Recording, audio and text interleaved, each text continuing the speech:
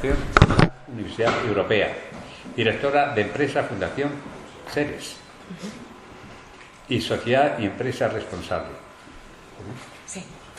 Bueno, otra un poquito más. Coordinadora del Plan Estratégico 2013-2016 de Cooperación Internacional y Acción Humanitaria de la Comunidad de Madrid. Dirección General de Cooperación Internacional, Consejería de Asuntos Sociales y Comunidad de Madrid y coordinadora del área de Desarrollo y Codesarrollo, Escuela Profesional de Inmigración y Cooperación de la Comunidad de Madrid. Consejería de Asuntos Sociales, Viceconsejería de Inmigración y Cooperación. Muchas gracias, Begoña, y cuando quieran. Sí.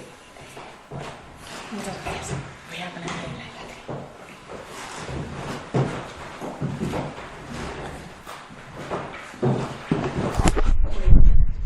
Muchas gracias a todos por estar aquí. Es una hora muy mala, un martes, estoy hablando de Oriente Medio, pero bueno, voy a hacer todo lo posible por despertar vuestro interés en el tema, que espero que así será, porque el tema en sí mismo pues es muy, muy interesante.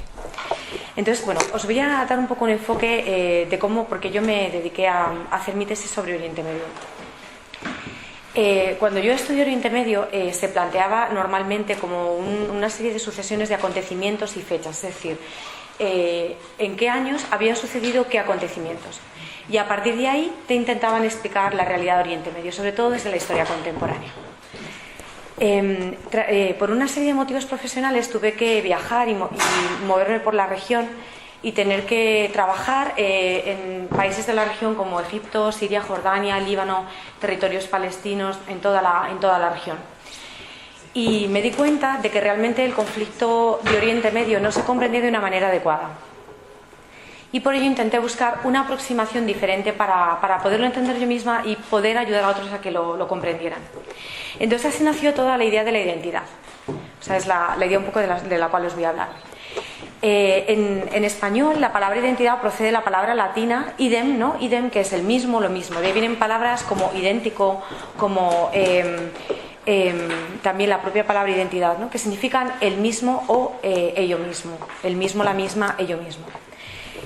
La identidad significa aquello que somos, que nos hace ser diferentes de los demás y nos otorga nuestra esencia. En concreto, el concepto que yo manejé fue el concepto de la identidad cultural.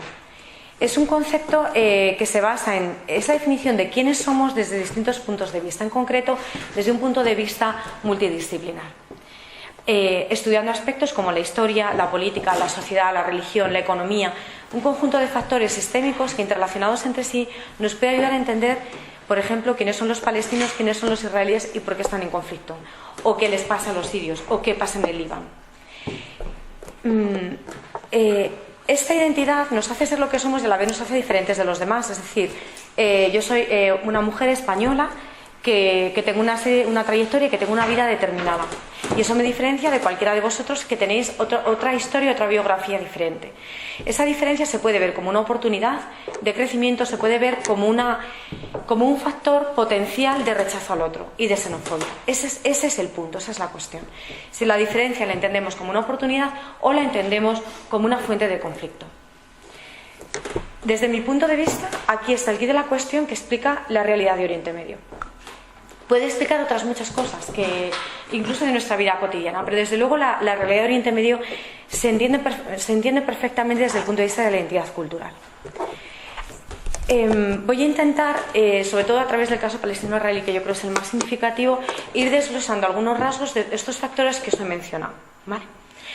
Entonces, comenzando con los factores históricos, es muy curioso el caso palestino-israelí porque tienen una raíz común. O sea, supongo que bueno, esta parte la conocéis perfectamente, ¿no? Como los dos pueblos son de raíz abrahámica, es decir, de la cultura judía procedente de Abraham. Abraham es el padre de las tribus de Israel y es el padre de Israel, pero también es el padre en cierta forma, del Islam, porque él, sabéis que Abraham, dice la tradición, que tuvo un hijo con Agar, con la esclava, porque su mujer Sara no podía tener hijos. El hijo de Agar es Ismael, lo que dio origen a las tribus ismaelitas en el desierto, que luego fueron islamizadas. Y aquí está el origen del Islam, a partir del siglo V. esta historia hay que estudiarla desde este origen. Son dos pueblos que, siendo como una especie de hermanos, son pueblos que se han ido a su vez distanciando y encontrándose en un conflicto totalmente retroalimentado, completamente enquistado y además circular, del cual es muy difícil salir. Esta historia se ha ido jalonando con una serie de acontecimientos que en ambos pueblos han sucedido. Por ejemplo, en el caso judío, como sabéis, la expulsión del siglo I, en el año 73-76, porque hay una discrepancia histórica de las fechas, la expulsión de lo que es de la tierra, de su tierra, de la tierra de Israel, dio pie a uno de los grandes traumas de la historia del pueblo judío, junto con el Holocausto. O sea, la diáspora es uno de los grandes traumas de la historia del pueblo judío. Y el Holocausto, por supuesto, donde aproximadamente la mitad de la población mundial fue aniquilada, ¿vale? Unos 6-7 millones de judíos. O sea, que era la mitad de la población judía de la época. Por su parte, el pueblo palestino también tiene sus propios traumas y sus propias historias, ¿no? Su trauma principal es la condición de refugiados, donde la mayoría de la población palestina actual es refugiada en su propio territorio y en los países de la región y otros países del mundo, debido a la guerra del año 48. Este es el gran trauma del pueblo palestino, que además se le atribuye al pueblo judío, con lo cual ya tenemos un elemento que nos explica el conflicto. A partir de aquí podéis ir analizando toda la guerra del 48, la guerra de los 50, la guerra del Yom Kippur, todos los distintos acontecimientos y todos los distintos conflictos armados también que han existido entre ellos, ¿vale? Pero básicamente tened en cuenta que son dos pueblos prácticamente hermanos, distanciados por una serie de traumas personales y sociales que a cada uno de ellos les está afectando y que además se han ido agravando por las constantes guerras y conflictos. Es un pueblo que lleva más de 60 años en guerra. Aquí tenemos algunos elementos de la historia, ¿vale? Es el primer elemento de la identidad cultural que os quería comentar. En segundo lugar, la dimensión política. En la dimensión política hay muchísimos, muchísimos factores a tener en cuenta. Voy a intentar ser muy esquemática porque nos ponemos a analizar la política israelí y la política palestina y es que no nos vamos hasta después de Semana Santa. Entonces vamos a intentar muy conciso. Básicamente, el mundo palestino, sabéis que está dividido, hay dos grandes partidos, Hamas y Al-Fatah, que además están enfrentados entre sí y que tuvieron una guerra civil. Creo recordar que fue en el entorno del año 2008, 2008-2009, que se llama la Guerra Civil Intrapalestina. Os habrá hablado de ella, quizá el embajador o algunas otras personas que han venido por aquí. Territorialmente, los dos grupos políticos están divididos. Uno en la Franja de Gaza, que es Hamas, y Al-Fatah, que está en Cisjordania. Es decir, que hasta territorialmente tienen territorios divididos.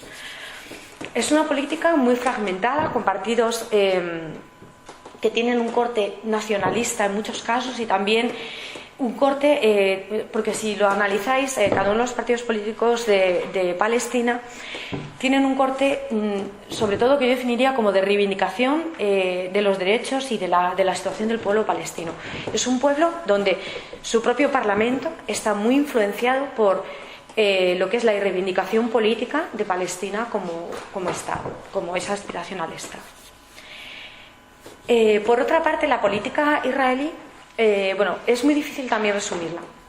Es una sociedad muy heterogénea hacia el interior, ¿vale? Yo me acuerdo la primera vez que estuve allí, pensaba que la diversidad estaba en el pueblo palestino, pero realmente me di cuenta que la sociedad israelí es tan diversa, yo creo que más que la propia sociedad palestina. Y esto se refleja en la política, porque tenemos partidos, por ejemplo, partidos políticos nacionalistas, partidos políticos de corte laborista, más relacionados con la izquierda, más parecido al laborismo, si queréis, un poco más de la izquierda, iba a decir europea, pero no, la vemos parecida incluso a la izquierda más, un poco de corte americano en algunas cosas, el estilo me refiero del laborismo, o sea que es una izquierda, pero es más moderada que lo que podemos comprender, ¿no? Y luego hay partidos también que son de puro corte étnico, que corresponden a las minorías étnicas. Por ejemplo, hay partidos que representan a las minorías palestinas cristianas, o hay partidos que representan a las minorías de partidos, de personas palestinas que tienen residencia o que entran y salen a trabajar en territorio israelí. Es decir, que El espectro político israelí es tremendamente variado, ¿vale? Tan variado, yo creo que incluso más que el propio espectro político palestino. Y si tuviera que resumirlo de alguna manera, sí que creo que habría como dos grandes corrientes, ¿no? Una es la corriente más de corte laborista, sería como la línea de izquierdas, ¿vale? Y luego hay otra corriente que es una corriente más de derechas ligada al nacionalismo judío, ¿vale? Normalmente no es el concepto de izquierda y derecha que tenemos en Europa, ¿vale? No tiene nada que ver. El concepto de izquierda, en concreto israelí, es más cercano o más favorable a las negociaciones para la inclusión de los palestinos y para las negociaciones con el pueblo palestino, mientras que lo que sería la derecha nacionalista judía normalmente es más excluyente en cuanto a las minorías, por supuesto también los palestinos. Se suele mostrar normalmente más en contra de procesos de paz de entendimiento con los palestinos, ¿vale? Es un poco en resumidas cuentas. Y dentro de esto tenéis un espectro brutal de partidos muy, muy variado, ¿vale? Ese sería un poco lo que es el resumen de la situación, o sea, un poco del panorama político en Israel. También es cierto que curiosamente, a partir de lo que os acabo de decir, curiosamente, gran parte de los importantísimos acuerdos de paz que ha habido, aunque bueno, como sabéis no hay una paz duradera que se sostenga hoy, pero sí que la mayor parte de los acuerdos de paz, muchos han sido lanzados curiosamente por la derecha más nacionalista israelí. Es como dato curioso, aunque digamos que en su ideario está una posición contraria a esto que os acabo de decir. Bueno, si en política entendemos lo que es toda la dimensión también de derechos humanos, etcétera, ahí habría muchísimo que hablar, ¿vale? Porque tenemos un problema, en el cual hay una de las partes que tiene un Estado, que es el pueblo judío, pero hay otra parte que no tiene un Estado, que es el pueblo palestino. Y a partir de ahí, todo lo que esto supone. Tú no tienes un Estado, tienes una debilidad institucional mayor, tienes menos poder para negociar ciertos aspectos económicos o ciertos aspectos en las relaciones internacionales, aunque bueno, ellos se mueven mucho, también los palestinos, pero existen dificultades en cuanto a cuando tú no tienes una naturaleza estatal, jurídica estatal reconocida internacionalmente, tienes muchísimas limitaciones. Es como si una persona, uno de nosotros, no tuviera reconocido su estatus de persona física legalmente, imaginad, ante el derecho civil. Es decir, que tú existes, pero nadie te está reconociendo. Es un problema enorme, y todo lo que esto supone de debilidad institucional, de debilidad negociadora y de que muchas veces no seas tenido en cuenta, ¿vale? Aquí también hay una serie de elementos que junto con que ya partimos de la base que en un lado hay un Estado, en el otro no. Sabéis que sí que ha habido un reconocimiento de Palestina como miembro de Naciones Unidas en algunos de los organismos de Naciones Unidas, ¿vale? Que os lo contaría el embajador, que se lanzó, yo creo que fue hace como 2 años aproximadamente, pero muchos estados se opusieron a este reconocimiento. Pero hoy por hoy no existe un reconocimiento como tal de Palestina como Estado, totalmente y formalmente reconocido ante las Naciones Unidas. Y eso sigue siendo un reto pendiente, ¿vale? Ahí hay un debate sobre si deberían existir 2 estados o si debería existir un solo Estado. ¿Qué problemas plantea esto? Plantea, son teorías que no es una ni mejor ni peor. Yo os voy a contar mi posición, ¿vale? Y luego cada uno pues podéis pensar, seguir leyendo sobre este tema, si os interesa, pues podéis seguir pensando sobre ello y formaros vuestra propia opinión. En mi opinión, lo adecuado es que hubiera 2 estados, porque hay una desigualdad entre las 2 partes tan grande, de tipo jurídica, económica, política, de poder, de todo tipo, que realmente si los palestinos se integraran en un solo estado, lideraría Israel y no tendrían las mismas oportunidades de desarrollarse.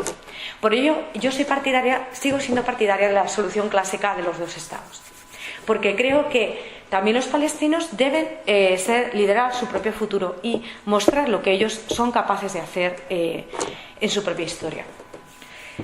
Y luego también hay, otra de las cuestiones es, sabéis que hay una minoría de 1,5 millones aproximadamente de palestinos que viven en Israel, trabajan allí, tienen su pasaporte, sus permisos de trabajo en Israel, pero en algunos aspectos no siempre tienen la plena igualdad jurídica dentro de Israel. ¿Por qué? o sea, yo no soy para nada anti-israelí, ni muchísimo menos, ni tampoco anti-Palestina. Yo intento daros una visión donde veáis los dos lados y podáis ver también los pros y los contras que los dos tienen, porque es cierto. Además, bueno, tengo un poco también mi corazón dividido, porque además he vivido allí y tengo amigos en los dos lados. Entonces, yo creo que cuando uno estudia un conflicto, ¿no?, la polemología, la ciencia de la polemología, lo que te dice es que tomes distancia y lo veas desde fuera para poder comprender todas las dinámicas que esto supone. Y eso es lo que yo intento hacer hoy. En este sentido, la Constitución israelí recoge el carácter confesional del Estado judío. Con lo cual, sabéis que estos problemas, bueno, pasó en España antes de la Constitución, y en muchos estados del mundo sigue sucediendo, donde hay una confesión religiosa presente en la Constitución. Ello no es ni mejor ni peor, ¿vale? Siempre y cuando no suponga una falta de igualdad de facto con respecto a las demás minorías con otras confesiones religiosas, ¿vale? Entonces, es ahí donde podría haber un problema de falta de igualdad jurídica plena de los dos lados, ¿vale? Pero bueno, también, paréntesis, también comprended que Israel ha estado en guerra con todas sus potencias vecinas, geográficamente hablando, regionales, en Oriente Medio, y es un pequeño país judío en medio de un entorno totalmente árabo-musulmán. Con lo cual, eso también hay que comprenderlo. Muchas veces el miedo, el recelo que ellos pueden tener. En tercer lugar, os voy a hablar un poco de las dos sociedades. La sociedad palestina, como os decía, bueno, yo la primera sorpresa que tuve cuando viajé allí por primera vez es que la sociedad palestina la vi mucho más compacta y más homogénea de lo que yo esperaba, ¿vale? O sea, no es una sociedad tan diversa ni tan fragmentada como muchas veces se nos hace ver en los medios de comunicación. Es una sociedad bastante parecida, bastante homogénea, no totalmente, evidentemente, pero muy parecida. La gran división que yo veo hay como dos problemas dentro de la sociedad palestina. Uno es la importancia del peso de los refugiados, que es más de la mitad de la población palestina está refugiada en Oriente Medio y en otros países, ¿vale? También hay una parte pequeña en Europa, Estados Unidos, tal, pero viven como refugiados en todo lo que es Oriente Medio. Pero a que os hagáis una idea de este trauma, viven como refugiados incluso en Cisjordania y en Gaza, que supuestamente es su territorio, ¿vale? En Gaza existen campos de refugiados palestinos y en Cisjordania existen campos de refugiados palestinos. ¿Esto por qué es así? Porque son palestinos que se desplazaron cuando la guerra del año 48, cuando esos territorios eran palestinos todavía y no habían venido, había venido parte, pero no la gran oleada de las aliadas judías, y por otra parte no se había declarado el Estado de Israel. Entonces ha habido personas, imaginad que a lo mejor palestinos que vivían en Galilea o que vivían en la zona que actualmente es Tel Aviv, que era una zona palestina, y que se tuvieron que desplazar a Gaza. Entonces, hoy técnicamente hablando eso lo llamaríamos desplazado interno, porque alguien que se tiene que mover dentro de su país sería un desplazado interno. Sin embargo, ¿por qué se les considera refugiados? Porque viven en una zona que, primero, no es un Estado, y segundo, porque antes vivían en lo que hoy es el territorio de otro Estado, que es Israel, y que actualmente ya no es más su tierra. O sea, ¿entendéis el problema? O sea, que el colmo es que tú seas refugiado en tu propia tierra. Es el colmo de la desposesión. Por eso, este es uno de los grandes traumas del pueblo palestino. También hay otro rasgo dentro de la sociedad palestina que es... hay como tres grandes categorías dentro de los palestinos, ¿no? Casi lo reduciría un poco a dos. Hay una parte de los palestinos que étnicamente proceden más del mundo árabe, bien sea de Egipto, bien de todas las zonas de Siria, Líbano, etcétera, que se han mezclado, ¿vale? Y hay otra parte que procede más de migraciones que se produjeron desde la antigüedad, procedentes de toda la zona de Creta y toda la zona del Mediterráneo oriental. Por eso, no os sorprenda si algún día cuando viajéis allí veis de repente palestinos rubios con los ojos azules, porque son descendientes de estos emigrantes de origen cretense, ¿vale? De origen como del sur de Grecia y todo Chipre y toda la zona de Creta. Por lo que respecta a la sociedad israelí, lo he dejado por al final porque es muchísimo más compleja de analizar. La sociedad israelí, como ya os he contado, es una sociedad que también ha tenido muchísimos traumas en su historia. Uno de ellos fue la diáspora y el segundo gran trauma el Holocausto. Es decir, primero tengo que huir de mi tierra, de mi país. Se tiran 20 siglos, desde el año 73 después de Cristo hasta el siglo XX, prácticamente 20 siglos, bueno, un poco menos, pero se tiran todos esos siglos viviendo en otros países, viviendo en Europa principalmente, ¿vale? Y ahí, bueno, intentando sobrevivir para mantener su identidad, a la vez intentando mezclarse para no ser rechazados por las sociedades de destino, pero totalmente, imaginad un pueblo que está siglos en el exilio. Eso es una experiencia súper dura. Y todo el rato soñando con esa tierra a la que ellos quieren volver. Este trauma, bueno, esto fue algo muy duro. De hecho, este fue el caldo de cultivo del nacionalismo israelí, que sabéis, bueno, hay muchas corrientes en Israel, ¿no? Pero una de ellas, quizá la más, también el nacionalismo árabo-palestino es muy radical. Es decir, el problema es, sobre todo en los radicalismos, porque luego hay gente en las franjas intermedias de todo tipo, pero en los extremos hay grupos muy radicales, en los dos lados. En el caso del nacionalismo israelí también hay grupos muy extremistas. Sabéis que, bueno, que tuvo incluso en los principios del Estado de Israel conatos de terrorismo, todos estos grupos armados que se montaron para ocupar la tierra, expulsar y matar incluso a los palestinos. O sea, que es decir, que no solo tenemos el problema actual del terrorismo tal en el lado palestino, sino que también tenemos también radicalismos en el otro lado. Entonces, esta sociedad, debido a esta experiencia histórica, es tan traumatizante. De aquí nació, fue el caldo de cultivo del nacionalismo judío, ¿vale? Y también deja otra importantísima consecuencia, que es que aproximadamente la mitad de la población judía mundial está viviendo en Estados Unidos, ¿vale? Después hay mapas que nos muestran la diáspora y que nos muestran todos los flujos de población que se han producido, y se ve como en el siglo I ellos se desplazan. Hay muchísimos mapas en internet, podéis intentar buscarlos. Se vienen hacia Europa y hacia el norte de África. Es decir, también han convivido con el mundo árabe, los judíos, ¿vale? Con distintas persecuciones que se produjeron tanto en Rusia como las expulsiones también de Europa, y posteriormente las persecuciones en la Europa central y oriental, fue cuando se empezaron a aumentar las migraciones hacia Estados Unidos. Ello hace que haya aproximadamente unos 7 millones de judíos actualmente viviendo en Israel y 6 millones aproximadamente viviendo en Estados Unidos. Es decir, no se extraña que las políticas norteamericanas sean de apoyo a Israel. Es su aliado natural. La mitad de la población judía mundial vive allí. Además, es una sociedad que es muy poderosa y tiene mucha influencia en la sociedad americana. De hecho, el AIPAC, el AIPAC es el lobby judío en Estados Unidos. Y marca muchísimo la política norteamericana por su capacidad de financiar muchísimas cosas, entre otras las campañas políticas de los candidatos, ¿vale? Y ahí no hay distinción, ni izquierda ni derecha tal, ni laborista, ni demócratas, ni republicanos tal. Son financiados en una buena parte por todo el capital judío. Los atentados del 11 de septiembre se produjeron ahí porque era propiedad de capital judío las Torres Gemelas. También haciéndose muchísimas conexiones con la realidad norteamericana. Dentro de Israel, la propia sociedad judía tiene también muchas fragmentaciones. Una de ellas es que, como os comentaba anteriormente, hay 1,5 millones de palestinos viviendo dentro de ellos, que no siempre son totalmente aceptados, recibidos y bien integrados en la sociedad judía. Y por otra parte, hay aproximadamente unos 200.000 colonos que están dispersos en toda la zona de la Cisjordania. Sabéis que existen asentamientos judíos en la zona de Cisjordania.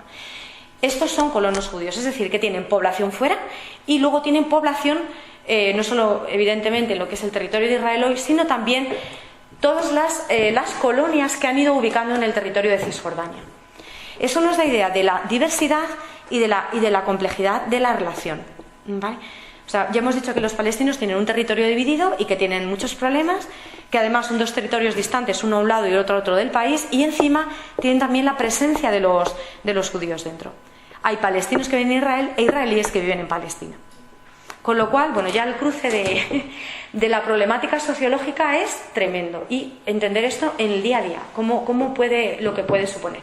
Yo me acuerdo cuando vivía allí, era noticia del telediario de mediodía, una época que aumentaron matrimonios entre parejas mixtas de palestino con israelí, Y era noticia del telediario. Yo decía, es que como si aquí en España te dicen que un chico de Ecuador se casa con una chica española, es que no es noticia, no le prestas atención.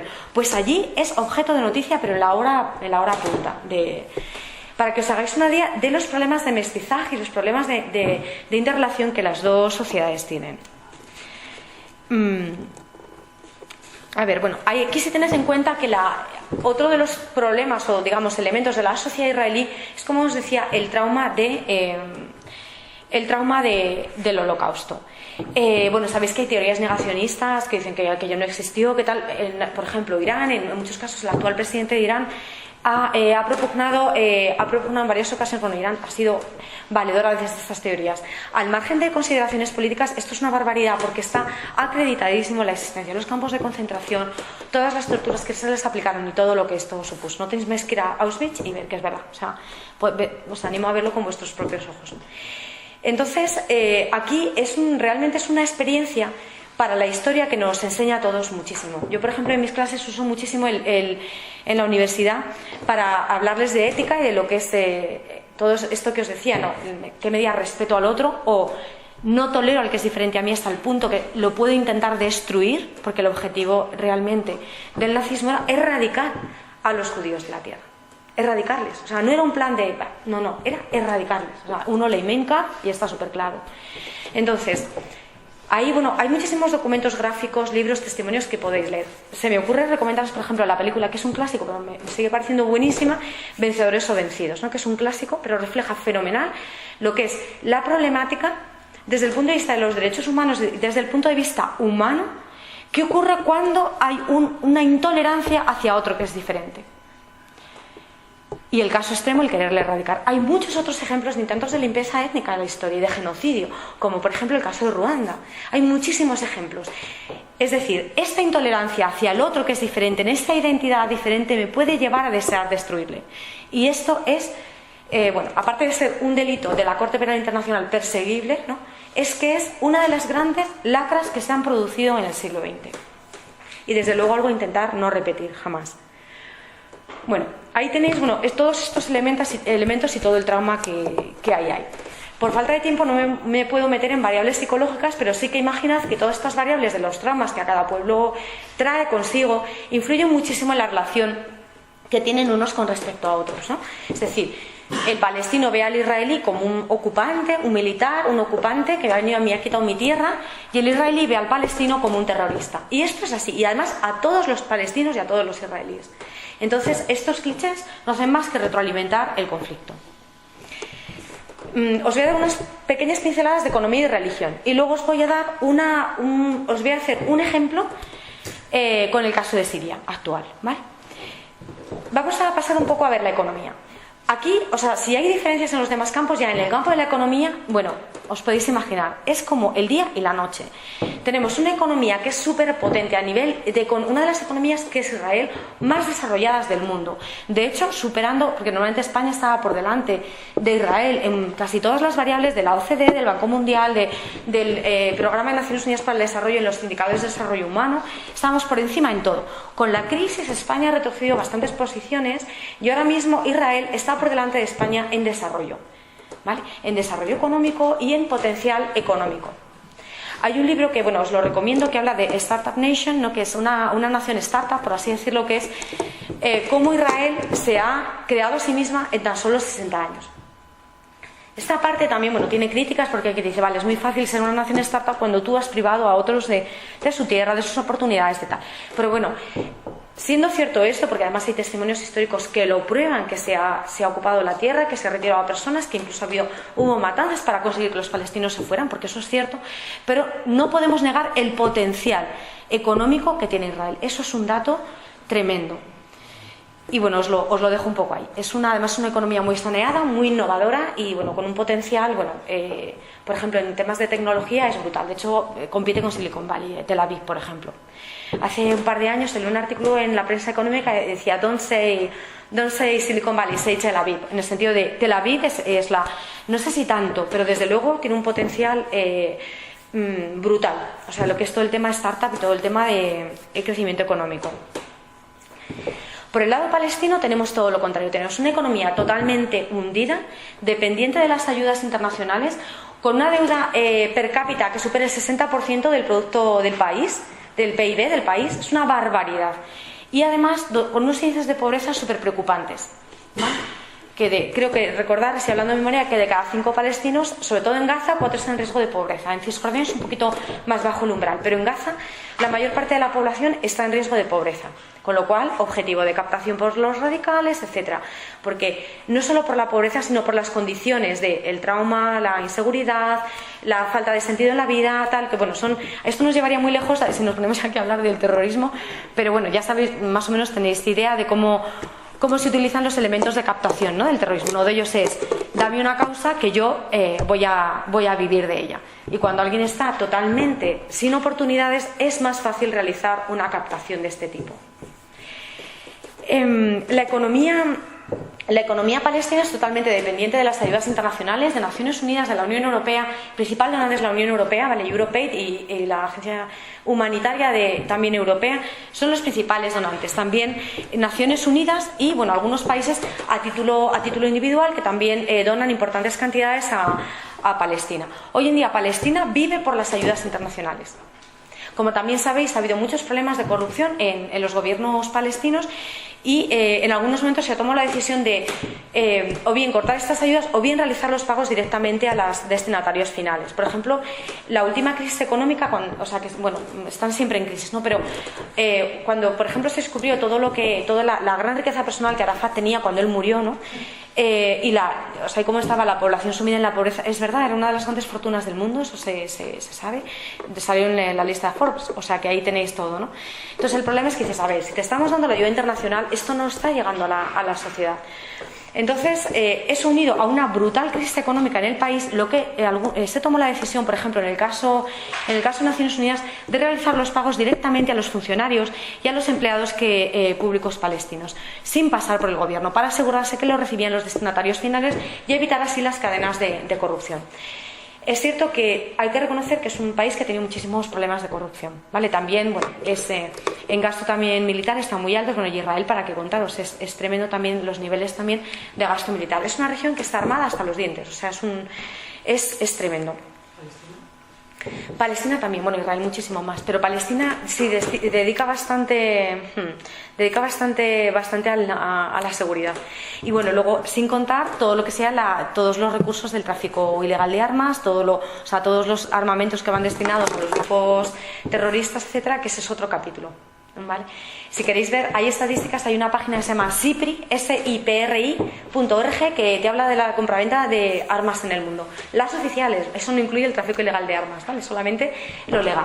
Entonces ahí es muy curioso ver cómo se producen estas compraventas de armas. ¿Qué más factores? Creo que no me dejo así mucho por deciros.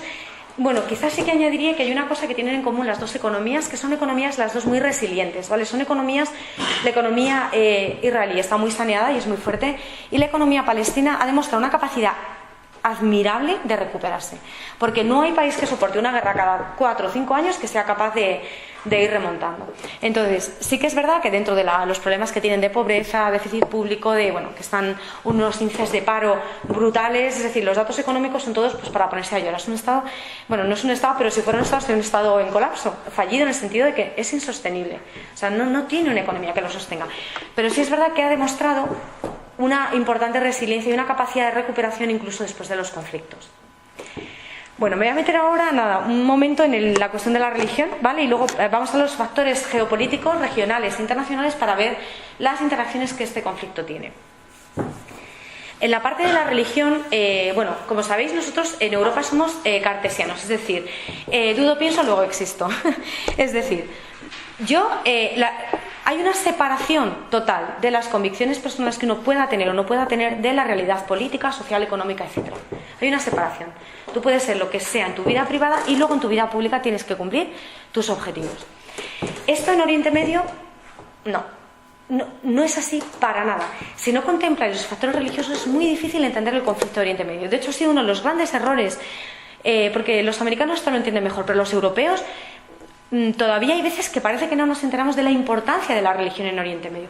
Es un conflicto que, no siendo estrictamente religioso, pero sí supone un componente religioso tan fuerte que si no lo analizamos no vamos a poder nunca llegar a comprenderlo del todo. Oriente Medio es la cuna de las tres grandes religiones, como sabéis, monoteístas, cristianismo, el islam y el judaísmo. Y están ubicadas en un mismo territorio y en concreto en una misma ciudad que es Jerusalén. Es el centro de las tres grandes religiones monoteístas. Por ello no es casual que sea el objetivo también de las grandes religiones. Si a eso le unís que hay religiones, sobre todo Islam y judaísmo, que siguen vinculando mucho su idea religiosa a la vinculación a un territorio, podremos entender muchas más cosas. Por ejemplo, el cristianismo con el nacionalismo italiano, al final, quisiera o no se quisiera, se desvinculó más de ese sentido de propiedad territorial unida a la religión. ¿Vale? Al privarse a Europa de todos esos territorios, en concreto a Italia, digamos que la autoridad, por ejemplo, del Papa es espiritual o es de influencia, es un líder de influencia, es de influencia, pero no es en sí un poder ligado a una geografía. Esto no es así en Israel, en el mundo judío, ni tampoco en el mundo musulmán. En el mundo judío su concepto de la salvación, incluso teológica, está ligado a la tierra. De hecho, la tradición judía dice que la resurrección del día final se producirá en el valle de Josafat. Y entonces no sabéis lo que cuesta el metro cuadrado de tierra para enterrar a los difuntos en el valle de Josafat. Porque lo que dice la tradición más estricta judía es que la resurrección será solamente en ese lugar. Para que os hagáis una idea de la importancia. ¿Qué les pasa a los musulmanes? Pues que una de sus ciudades sagradas es también Jerusalén. Claro, al igual que tenemos las ciudades de la Meca, Medina, tenemos también Jerusalén, porque dice la tradición que Alá tuvo una visión en la cual ascendía al cielo, subió a lomos de una especie de yegua alada, son como un animal mitológico, haciendo oración allí en Jerusalén, en concreto en la cúpula de la roca, que si habéis ido a Jerusalén es la mezquita de la explanada de las mezquitas, que tiene una cúpula dorada, es preciosa, es gigantesca. Entonces, pues para colmo, otro detalle. Yo cuando hice el doctorado, me descubrí una cosa que me quedé, me dejó impresionada. Digo, he entendido ya el conflicto palestino-israelí solo con esta imagen. Lo mismo que nosotros, a medida que, por ejemplo, las conquistas, reconquistas, avances distintos, lo mismo tienes una mezquita abajo, luego una iglesia, luego otra mezquita, luego vino, eso es así, arqueológicamente es así. Pues lo mismo pasa con las mezquitas y con las sinagogas por los conflictos entre palestinos e israelíes. En concreto, donde está la cúpula de la roca hoy, era el templo de Jerusalén, para que os hagáis una idea. Es decir, donde estaba el Sancta Sanctorum del templo, lo que sabemos es que el Arca de la Alianza con las tablas de la ley dentro estaba guardada en la zona del Sancta Sanctorum del templo, es donde está ahora el lugar más santo para los musulmanes. Y justo donde está la cúpula de la roca era el lugar donde estaba el Sancta Sanctorum de los judíos. Para que os hagáis una idea de la situación. Y esto nos explica bastante el conflicto. Y esto lo descubrí por pura casualidad, porque investigando sobre el tema digo, es que esta disposición, el muro occidental, porque lo que queda hoy es el muro occidental. Entonces, donde rezan los judíos. Investigando, empecé a buscar los planos, a buscar y entonces descubrí un estudio de la Universidad de Comillas donde están los planos de la actual explanada de las mezquitas y los planos del antiguo templo. ¿Vale? Pues si tú superpones esos dos planos, exactamente coincide el lugar del Sancta Sanctorum con el lugar de la cúpula de la roca. Con lo cual, imaginad, el mundo es un terremoto y el epicentro es Jerusalén. Es así. Para que entendáis un poco el conflicto. No va a cesar el conflicto porque hay muchísimos factores que ya hemos visto, pero el factor religioso no es ninguna tontería. Si eso le añadimos el factor porque hay gente que es tanto judía como palestina, religiosa, pero absolutamente natural y normal en su práctica, también hay fanáticos que utilizan la religión como un instrumento de poder, como un arma política, que para mí es el gravísimo riesgo, que es la instrumentalización política de la religión. Si tú tienes estos factores y tú encima tienes poder de convocatoria y quieres instrumentalizar la religión, es una bomba de relojería, porque la religión es un instrumento estupendo de paz, de construcción, de lo que queráis, pero también es un instrumento que tiene un poder de convocatoria y de unir a las masas que es extraordinario, con lo cual también puede unir en torno a sí a grupos, a fanáticos. Entonces, aquí está el problema de los radicalismos también unidos a la religión. En fin, cuando uno, no sé si habéis ido alguna vez a Oriente Medio, en concreto a Jerusalén, pero realmente la sensación es impresionante. Yo recuerdo el primer día que fui al Muro de las Lamentaciones, y ahí se ve la explanada, el muro, tal, el tiempo se para. Es como que se ha parado el tiempo de la historia, realmente. A los que, bueno, estáis haciendo un curso de Relaciones Internacionales, o sea, de verdad, no podéis dejar de ir, porque es que se entienden muchas cosas de nuestra cultura y muchas cosas de la realidad internacional actual también. Es impresionante. Bueno, voy a, nada, ya para, solamente voy a dedicar, 5 minutitos a contaros un poco, bueno, voy a intentar a ver, ¿qué es lo que ocurre con el, he tomado el conflicto palestino-israelí porque me parece el más paradigmático, pero podríamos hablar de Siria, podríamos hablar de Libia, de Marruecos, podríamos hablar de, podríamos hablar de tantísimos problemas. O sea, sí, el caso, ay, si es que es, bueno, perdón, sí, es que pensaba que era en punto, claro, es que es menos cuarto, vale. Perdón, es que me he equivocado yo con la hora. Vale, entonces nada, os doy una pincelada solo. O sea, el problema de Oriente Medio no es el problema en sí de Oriente Medio, sino todas las conexiones que tiene a nivel regional, en lo que es en toda la zona Oriente Medio, y sus conexiones internacionales. Es decir, estamos ante, como sabéis, que no es ninguna novedad, una nueva guerra fría. Y esa se explica muy bien a partir de la situación en Oriente Medio. Entonces os voy a poner un ejemplo y ya con esto termino. Si tomamos el caso de Siria, de lo que está pasando ahora mismo en Siria con todo el conflicto, sabéis, 4,6 millones de refugiados, 6,6 millones de desplazados internos, me parece que son más de 250.000 muertos, que se sepa, porque seguramente son muchísimos más. En fin, es una situación muy complicada. Os voy a poner un ejemplo del mapa de alianzas de Siria para que entendáis un poquito de lo que os estoy hablando, que ya lo conocéis. A ver, ¿quién está apoyando ahora mismo al régimen de Al-Assad? Rusia, Irán, Hezbollah, que sabéis, bueno, es un grupo terrorista que está financiado por Irán y sostenido por Irán. Y luego, ¿quién está? Hay quien está en contra de Al-Assad, pero hay quienes, digamos, en general, un poco del otro lado, aunque hay algunas alianzas que están mirando, ¿vale? Porque, bueno, hay gente que dice, mira, no sé si es Al-Assad o Al-Nusra o casi que el Daesh, para que no venga el Daesh, casi que Al-Assad. O sea, que también alianzas que están mirando. Estados Unidos, ¿vale? Por supuesto, los kurdos totalmente... Estados Unidos sí que quiere que Al-Assad se vaya. Lo que pasa es que viendo lo que viene está un poco ahí viendo a ver, por eso ha firmado la alianza con Rusia, la paz con Rusia, el acuerdo de paz. Los kurdos, el Frente al-Nusra, que es el brazo de Al-Qaeda en Siria, ¿vale? O sea, Al-Qaeda, encima un grupo terrorista transversal, global. El Daesh, el Estado Islámico de Irak y Siria, que tiene más de las 2/3 partes del territorio ya efectivamente ocupado, y lo domina, por eso firma la paz, porque se come Siria entero, pero ya. Y creo que no me estoy dejando... Bueno, también están los aliados de Estados Unidos, Reino Unido, etc. Y luego, ¿qué pasa con Turquía? Que hemos visto esta semana el acuerdo con Turquía. Turquía está, por un lado... No te digo doble juego, o sea, triple o cuádruple. Bueno, no sé si alguien aquí de Turquía, pero yo voy a intentar ser sincera en esto. Por un lado, está negociando con la Unión Europea el tema de los refugiados, porque quiere entrar en Europa y quiere ser considerada por Europa. Por otro lado, está enfrentada a los kurdos, porque sabéis que tiene también la minoría kurda que está presente en Turquía y le da muchísimo miedo que los kurdos tomen el poder en Siria y por lo tanto también su territorio y le pidan su territorio autónomo, su régimen propio. Es decir, que por un lado está contra Al-Assad, está negociando con la Unión Europea, por otro lado le da mucho miedo a los turcos y además, ¿qué le pasa? Que tiene ciertos tratos con el Daesh, ¿vale? Se ha aprobado, por ejemplo, que ha adquirido algunas de las remesas de petróleo que se han extraído desde Irak.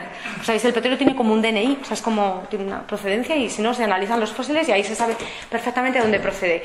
Y se ha visto que han comprado remesas de petróleo procedentes de Irak y por lo tanto el Daesh porque domina los pozos de petróleo de Irak. Entonces, bueno, para que os hagáis una idea, el conflicto de Siria actualmente nos da una idea de la dimensión geopolítica a nivel regional e internacional que tiene Oriente Medio. O sea, ya para resumir, cuando le conté a un compañero mío que me iba a hacer el doctorado en Oriente Medio, me dijo fenomenal, porque hay una frase de Kissinger que dice, mira, si quieres tener siempre trabajo, especialízate en Oriente Medio, porque siempre habrá algo de lo que hablar. Entonces yo creo, que un poco al margen de este tono de humor que os dejo para finalizar, sí que es cierto que en Oriente Medio siempre están pasando cosas. Entonces, al que os guste el tema, os animo a que sigáis también investigando y profundizando. Y nada, yo por mi parte, también a vuestra disposición para, si queréis, intercambiar cualquier cosa o estar en contacto, bueno, pues Cristina tiene mi mail y os lo pasa, ¿vale? Y con esto ya pues termino, no sé si tenemos más alguna pregunta y ya pues si no nos vamos.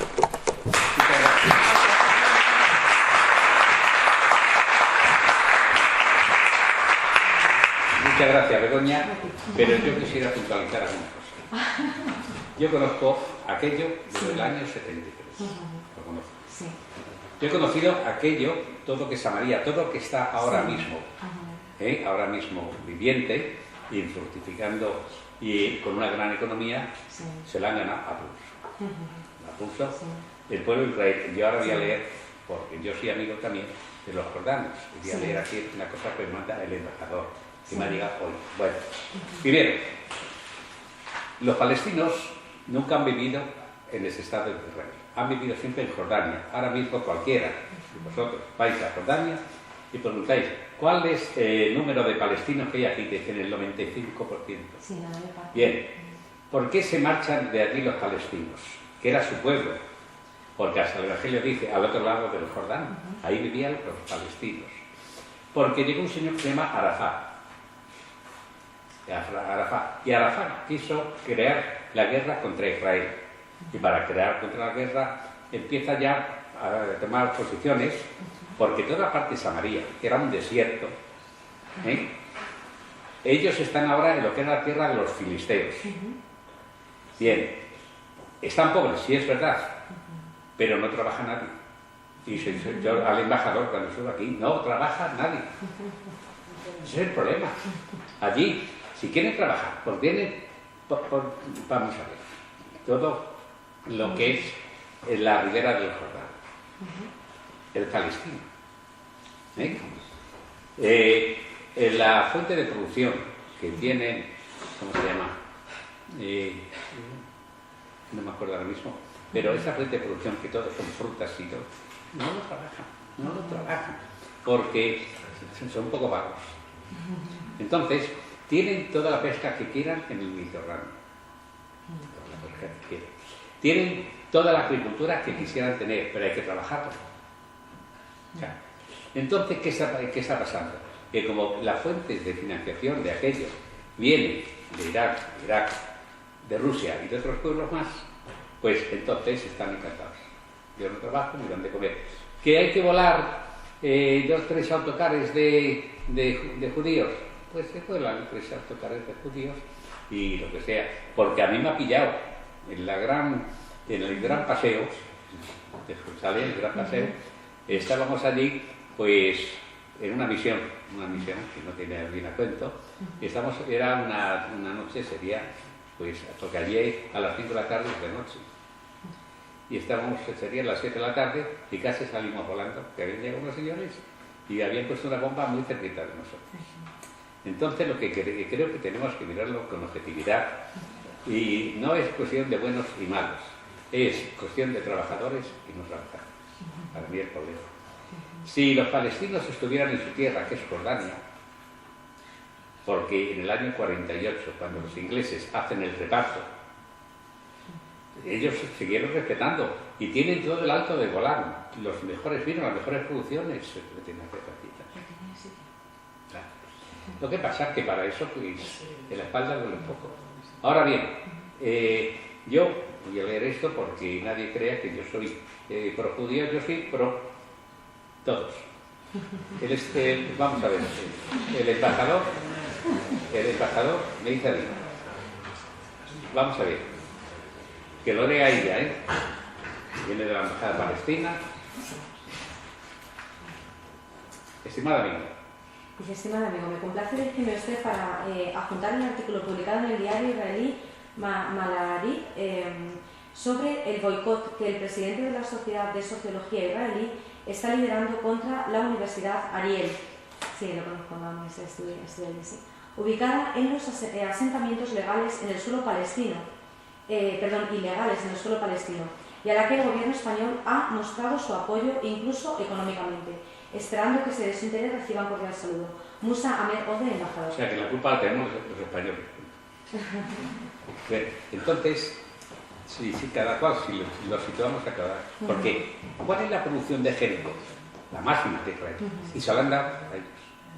Ahora mismo Jericó es, vamos, si se trabajase, podía abastecer a España entera y casi a Europa. Porque eso, ¿dónde está Jericó? Bueno, pues bajando desde el Mediterráneo, donde estaba Sodoma y Gomorra, que va al Mar Muerto. Todo eso es un vergel. Pero antes, cuando era un desierto, nadie iba allí a hacer nada. Ahora que es un vergel, todo el mundo lo quiere. Es como cuando el papá es pobre, nadie le quiere y le llevan a un asilo, pero si el papá fuera rico, pues le tenían en un palacio, pero un poco también secuestrar el papel. O sea, que tenemos que ser todos objetivos cuando hablamos de estos temas. Y yo sigo teniendo amigos palestinos y israelíes, porque se lo digo a unos y a otros. Tenéis que abrir las fuentes de la amistad y del cariño y del afecto. Dice, uy, tú, chimani. Bueno, ya que solamente un breve comentario de lo que acaba de decir, monseñor, es, bueno, hay un tema, no me da mucho tiempo a entrar, pero sí que hay, o sea, hay que reconocer que hay un problema también en el liderazgo palestino, que no es nuevo, sí, sí, o sea, hay un problema también de liderazgo, porque, bueno, eso se ve, ¿no?, a lo largo de la historia, y sobre todo cuando en el año 48 en la guerra y se hizo un llamamiento a que dejaran el país, y bueno, fue un poco un caos. Es decir, que así como es verdad que Israel es mucho más ahí, tiene más fortaleza, el liderazgo palestino a veces se ha mostrado débil y o sea, ha huido, ha dejado al pueblo y ha faltado un ponerse delante liderando los temas, ¿no? No hablo tanto ahora, sobre todo cuando la creación del Estado de Israel, que se ofreció 2 estados, sabes que ellos lo rechazaron, por lo tanto hoy no tienen Estado. Sí que es verdad que hay un cierto problema en el liderazgo. Luego es verdad que también en cuanto a la explotación de la tierra, yo no sé si vagos o no, pero tienen también algunos problemas de limitación, pues por ejemplo su espacio aéreo, su espacio marítimo está dominado por Israel, entonces hay una serie de cosas, por ejemplo la pesca que usted comentaba, no la pueden ejercer de manera libre. Y luego en cuanto a que estaban allí o no, no serían un número muy elevado, pero está documentado que había palestinos en el territorio, está documentado, los propios británicos lo documentaron, hicieron un censo y está documentado, o sea que eso es en mucho menos número, evidentemente, pero está documentada su presencia allí. O sea que eso es indubitable. Vamos, eso no lo cuestiona nadie. Otra cosa es en qué número. También hay que existir una teoría negacionista, porque hay muchísimos israelíes que claro que reconocen que los palestinos estaban allí, pero también hay una teoría negacionista de algunos historiadores que han dicho que no había palestinos. Decían un pueblo sin tierra para una tierra sin pueblo, como diciendo no hay nadie aquí, pero realmente estaban, porque eso está documentado. Hay una escuela muy importante que luego se fue a investigar a Estados Unidos porque tampoco pudieron en Israel, de historiadores israelíes que ellos mismos acreditaron este hecho. Hay estadísticas, bueno, que así ya nos llevaría muy lejos entrar en ello, y dónde estaban presentes, cuántas eran estas comunidades aproximadamente, qué cifras y en qué zonas estaban. O sea que estaban. Otra cosa es que lógicamente un número mucho más pequeño que lo que conocemos. Bueno, es un poco, es lo que usted decía, que al final es un conflicto, es lo que tiene, que las dos partes tienen aciertos y las dos cometen barbaridades, y es un poco lo que, por eso es un conflicto. Bueno, porque si no, no habría. Vamos a ver, si no empieza el terrorismo, ahora mismo aquello sería una balsa de agua. Que el terrorismo sigue actuando, que no es mejor, que lo vemos. Mire, aquí la tengo yo, otra cosa. Sí, pero es que uno de los dos no. No, es que la voy a hacer una cosa, y para ya no hablo más. Esto es de los judíos. Leo. Estimado Clemente, no quedes en el olvido de mis amigos, nunca lo olvidaré. Por eso le mando este correo. Espero cuando lo reciba se encuentre bien de salud. Para las Navidades le deseo mucha salud y también en el año 2016 todo lo mejor. Vale. ¿Qué quiere decir? Que tengo comunicación con todo. Vamos a ver, ¿dónde llevamos a la gente a comprar? A los palestinos, por decir. Es que yo creo que debe ser así, porque si no nosotros estaríamos alimentando el conflicto también. Lo que tenemos que hacer es decirle al pan aquí y al pan aquí. Yo les digo, pero ¿por qué vosotros no acabáis con los terroristas? Es que interesan, interesa, porque los judíos son malos. Pues sí, ya. Es que mientras que los países no digan la verdad y se serenen, ahí tendremos el terrorismo. Y lo que pasa es que ese terrorismo se está a extender aquí también, porque la mitad son yihadistas, que lo sabes muy bien. Bueno, espero que lo sabes. O sea, hay un poco... o sea, sí que es verdad que hay una parte de los palestinos que han tomado este recurso, ¿no?, a la violencia, pero es verdad que tampoco falta tampoco falta violencia en el otro. O sea, yo intento, o sea, no sé si habéis visto la película de Hannah Arendt, que al final, por intentar defender una objetividad, fue rechazado por los suyos, por los del frente y por todos. Entonces, sé que mi posición es muy arriesgada, pero yo intento que veáis los errores de los dos lados, porque eso es lo que explica un conflicto. También hubo, o sea, por ejemplo, en la película O Jerusalén se ve súper claro el terrorismo también, por ejemplo, de la Haganah y de algunos grupos extremistas israelíes en los comienzos del Estado, que bombardeaban, ponían bombas a los palestinos para que se fueran. Es decir, que la violencia, el recurso de la violencia está presente en los dos lados. Y eso, mientras eso no acabe, no hay solución. Bueno, si queréis hacer una pregunta, nos vamos ya. No, pero bueno, para que veáis cómo realmente lo complejo que es este tema. Dos preguntas, tres preguntas. Cuatro. Vas a intentar ver, toma nota. Simplemente me gustaría saber, como experta del pueblo judío. ¿Perdón? Sí, como experta del pueblo judío, estudiosa del pueblo judío, si hay algún componente étnico en este pueblo que hace que ese vagabundeo que ha habido en toda Europa, que ha sido expulsado de varios lugares, bajo su opinión, porque yo no conozco el tema. Hasta que ha dado, porque empieza con la diáspora, luego tiene el holocausto, pero en medio también ha sido expulsado de varias. Bueno, de varios estados, de América. Sí. ¿Quieres que te contesto ya o si queréis hacemos alguna más? ¿Cómo? ¿Hacemos alguna más o le contesto ya?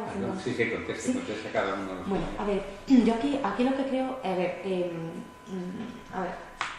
o sea, lo que sí que hay factores culturales, no creo que étnicos, pero sí factores culturales. Es decir, es un pueblo con una identidad muy fuerte, o sea, pensad que en su ideario, en su imaginario, por así decirlo, ellos sienten que son el pueblo elegido de Dios.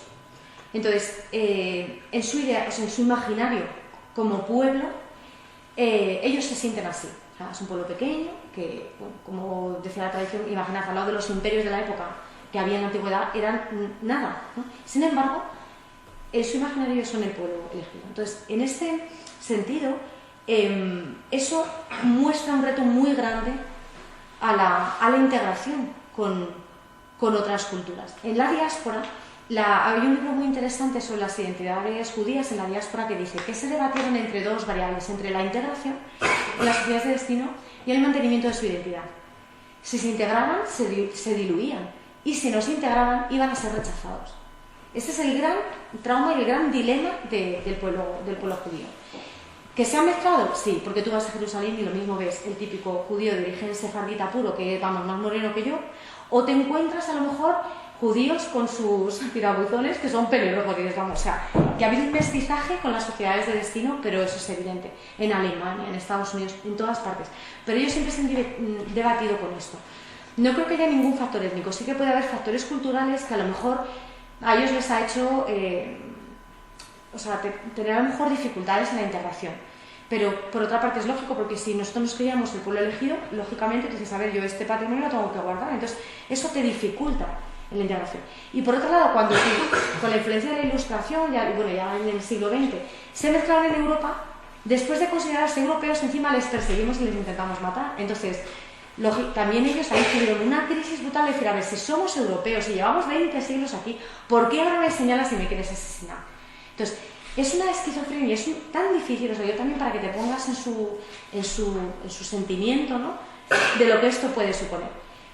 Sí que es verdad que eso supone una dificultad de integración. Hay otras culturas que tienen menos, pero con este imaginario, con esta identidad cultural que ellos tienen y con esta historia, ahí está. O sea, Hannah Arendt, el origen, me encanta esa filósofa, es una maravilla. Tiene un libro, El origen de los totalitarismos, donde habla de eso, de todo el problema de la identidad judía en Europa, y también cómo los totalitarismos les intentaron arrinconar, rechazar, reducir para poderles perseguir y asesinar. O sea que también... Y luego también hay que ir un poco de la culpabilización. No sé si me explico, que ellos pues claro querían un montón de cosas mal, por supuesto, pues como todos, ¿no? Pero que también hay un tema ahí que es que hay que tener mucho cuidado, si alguna vez que soy psicólogo, en psicología, de culpabilizar a la víctima. Ellos hacen muchas cosas mal, ¿vale? O sea, también. Pero en el caso del Holocausto, ellos fueron claramente las víctimas. Entonces hay que tener mucho cuidado ahí de no culpabilizar a la víctima, aunque hicieran un montón de cosas mal, pero no hay nada en este mundo que justifique que a ti te asesinen, te traten como te traten, aunque tú te equivoques en cosas, ¿no? Nada te da derecho a intentar aniquilar a otro ser humano. Entonces, bueno, con todas estas pinceladas, bueno, no sé si te he respondido, pero espero que te puedas hacer ahí tu composición del lugar. Pero bueno, como os decía, para que veáis un poco la complejidad del tema. No hay una respuesta, esto es así, esto es blanco o negro, sino que hay que intentar ver todo un prisma.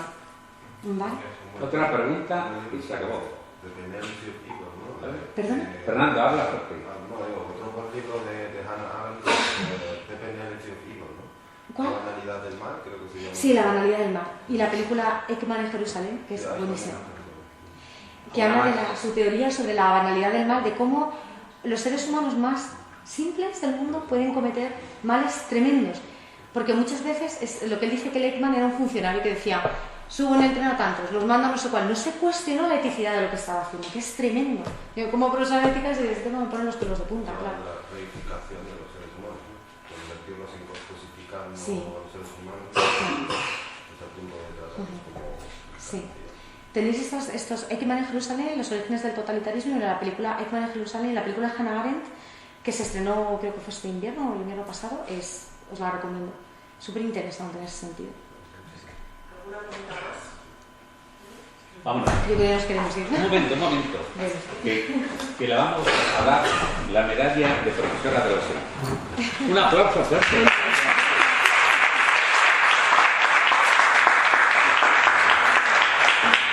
Muchas gracias. Muchas gracias. Ya estamos. Sí, Y está estudiando, ¿no? bueno, pues muchas gracias a todos. Muchas gracias, Begoña, por venir.